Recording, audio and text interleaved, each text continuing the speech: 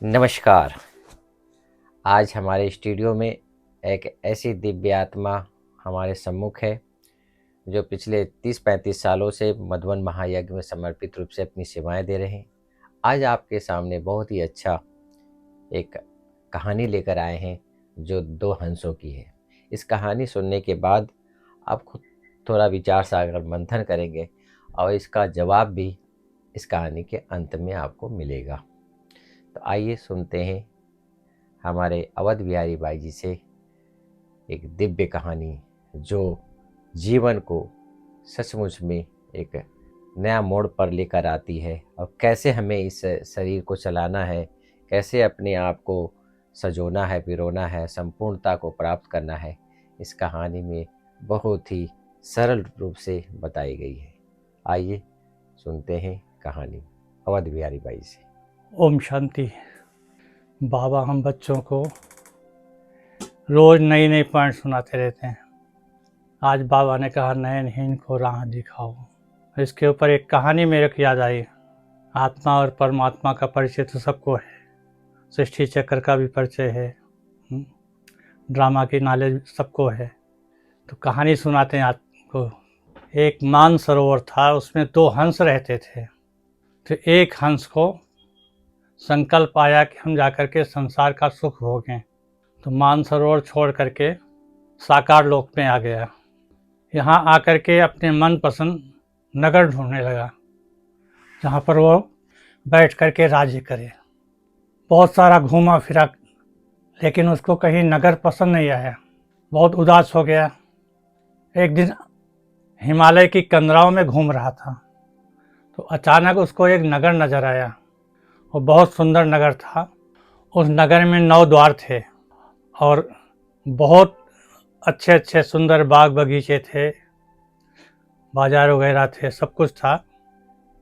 लेकिन उस नगर का मालिक जो था वो एक राजकुमारी थी।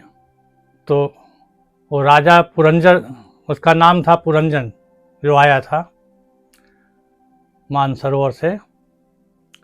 तो पुरंजन वहाँ बगीचे में बैठ करके आराम करने लगा। उसी समय वो राजकुमारी वहाँ की अपनी सहेलियों के साथ बगीचे में आ रही थी।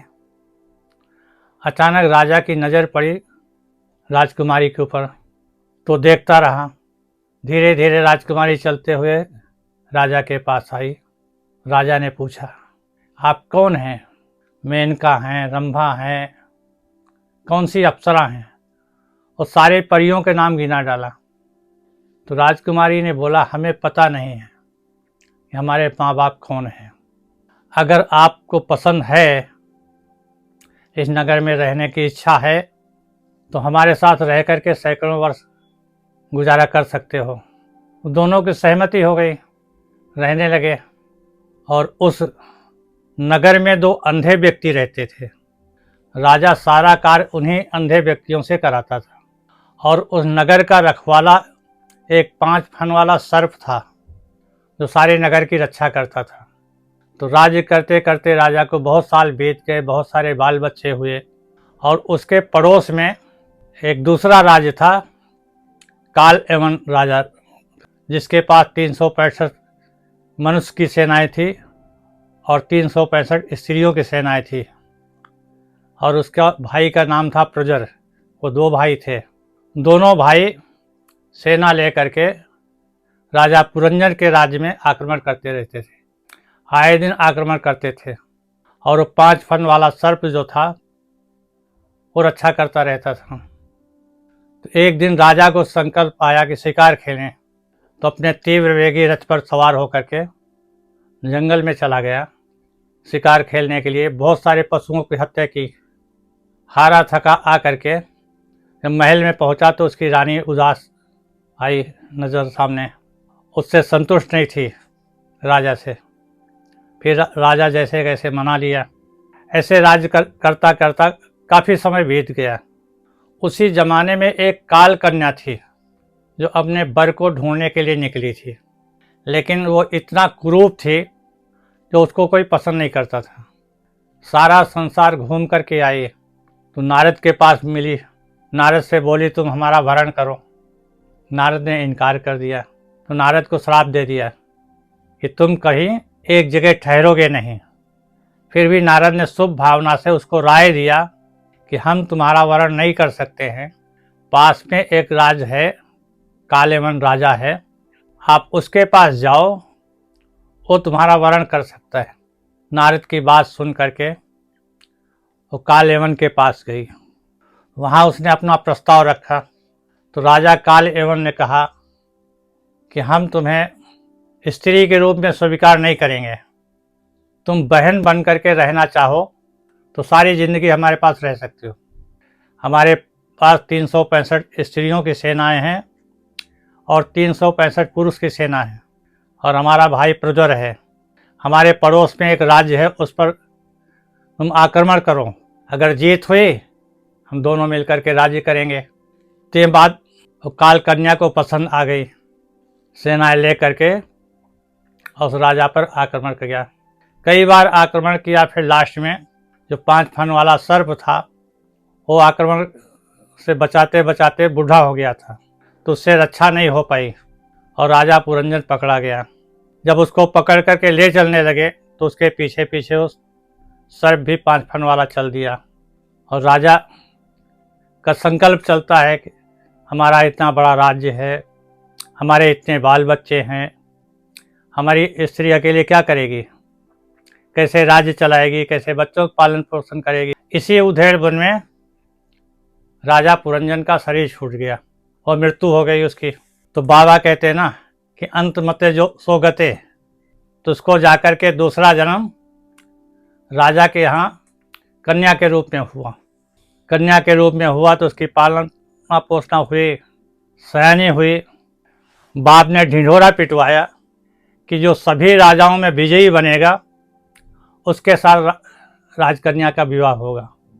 तो बहुत सारे राजकुमार राजाएं आए, अपनी अपनी शक्ति दिखाई। फिर एक राजकुमार आया मलध्वज नाम का। मलध्वज ने सभी राजाओं को परास्त करके और उस कन्या से विवाह करके अपने राज्य में गया। बहुत समय तक राज्य किया। जब उसकी वानप्रस्थ अवस्था हो गई तो राज्य को अपने बच्चों को दे करके और जंगल में चला गया। जब राजा जंगल में गया तो रानी भी उनके साथ में सेवा के लिए जंगल में गई। बहुत समय तक राजा ने तपस्या की, जैसे शास्त्रों में दिखाते हैं कितने समय तक अन्न खा के तपस्या की, फिर इतने समय फल खा के तपस्या की, फिर वायु से तपस्या की। ऐसे ऐसे बहुत समय तक तपस्या करके लास्ट में राजा ने शरीर छोड़ दिया। जब राजा ने शरीर छोड़ दिया तो उसकी रानी विलाप करने लगी। विलाप करते करते लकड़ियाँ इकट्ठा किया जंगल में और चिता बनाई। चिता बना करके अर्थी को चिता पर रखा और रोना शुरू कर दिया। उसी समय एक बूढ़े बाबा आ गए। बूढ़े बाबा ने पूछा, अरे बच्चा क्यों रो रहे, किसके लिए रो रहे? अब हमारा संसार में कोई नहीं है, चिता के लिए अग्नि चाहिए, इसलिए रो रही हैं कि ये तो संसार से जा रहे हैं, हम अकेले बचे हैं। तो बूढ़े बाबा ने कहा, बेटा ये तुम्हारा कोई नहीं है जिसके लिए तुम रो रहे हो। तुम्हारा ये कोई नहीं है, मलध्वज तुम्हारा कोई नहीं है जिसके लिए तुम रो रहे हो। और जो तुम अपने को समझ रहे हो वो भी तुम नहीं हो। तुम याद करो, हम और तुम एक ही मानसरोवर के हंस थे।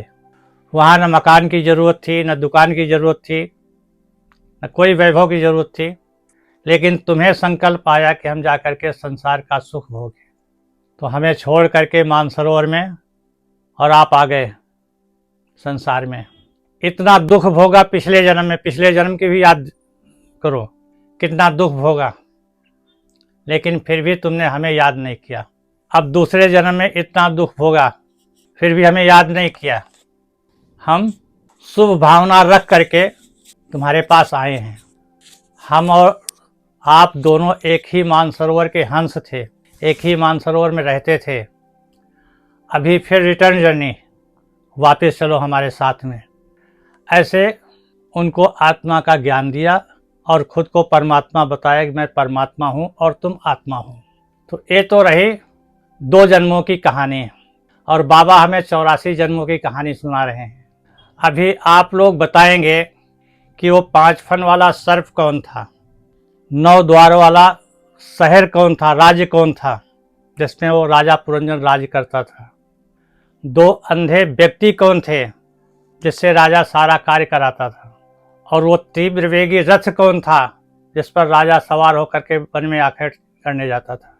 दूसरी बात, वो काल कन्या कौन थी जिसको कोई वर्ण नहीं कर रहा था, और काल यमन राजा कौन था जिसके पास 365 स्त्रियों की सेना और 365 पुरुषों की सेनाएं थी, और उसका भाई जो प्रज्वर था वो कौन था, ये आप लोग बताएंगे।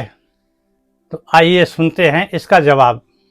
वो 5 फन वाला सर्प जो था वो है छित जल पावक गगन समीरा, अपंच रचित अधम शरीरा। ये शरीर 5 तत्वों का बना हुआ है, और ये 5 तत्व भी शरीर की आत्मा की रक्षा करते हैं, चाहे बारिश हो, चाहे गर्मी हो, चाहे ठंडी हो, हर मौसम में वो रक्षा करते हैं। ते है 5 फन वाला शरीर 5 तत्वों से बना हुआ। दूसरा, जो अंधे व्यक्ति 2 थे वो हैं हाथ और पैर, हम इन्हीं के द्वारा सारा कार्य करते हैं। आत्मा जो है हाथों और पैरों के द्वारा ही सारा कार्य कराती है। तीसरा, वो काल कन्या कौन थी? काल कन्या माना मृत्यु। मृत्यु किसी को भी पसंद नहीं है। व्यक्ति चाहे हॉस्पिटल में पड़ा हो, अंतिम सांस ले रहा हो, फिर भी वो यही चाहेगा कि हमारे तकलीफ दूर हो जाए, हम जिंदा रहें। काफ़ी समय तक उम्र चाहता है, मृत्यु कोई को पसंद नहीं है।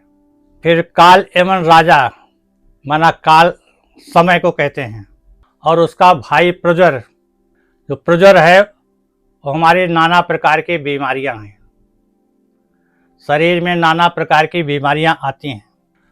और जो 365 सेनाएं थी स्त्रियों की और 365 पुरुषों की, वो हैं रात और दिन। साल में 365 रात होते हैं और 365 दिन होते हैं। ये एक एक दिन करके हमारी उम्र को कम करते जाते हैं। तो इस तरह से जब से जन्म लेते हैं तब से एक एक दिन शरीर से कम होते जाते हैं। ये है आत्मा और परमात्मा की कहानी, जो संक्षिप्त में 2 जन्म की बताई है, लेकिन बाबा तो हमें 84 जन्मों की कहानी सुना रहे हैं। तो अभी बाबा कहते हैं रिटर्न जर्नी है, जल्दी जल्दी नष्टो मोहा बनकर वापस घर चलना है। ओम शांति।